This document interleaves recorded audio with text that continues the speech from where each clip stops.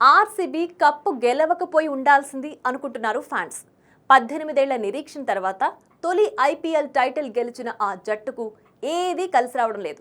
ప్రత్యక్షంగానూ పరోక్షంగానూ RCB franchise 11 మంది చావుకి కారణమైంది.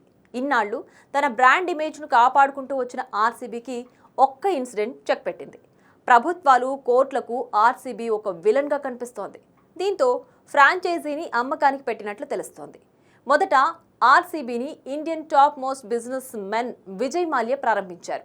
కొన్ని కారణాల వల్ల మాల్యా నుంచి ఆర్సీబీని డయాజియో అనే విదేశీ సంస్థ స్వాధీనం చేసుకుంది. ఇప్పుడు ఆ సంస్థ ఆర్సీబీని నడిపే పరిస్థితుల్లో లేదు.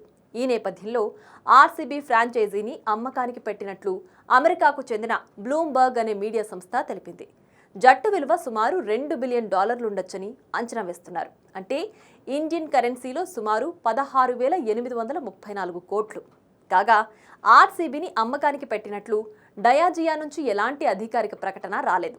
ఇదిలా ఉంటే ఆర్సీబీ ఫర్ సేల్ వార్తల నేపథ్యంలో యునైటెడ్ స్పిరిట్స్ షేర్లు ఒక్కసారిగా పెరిగాయి. మంగళవారం ఉదయం స్టాక్ ధరలు 3.3% వరకు పెరిగాయి.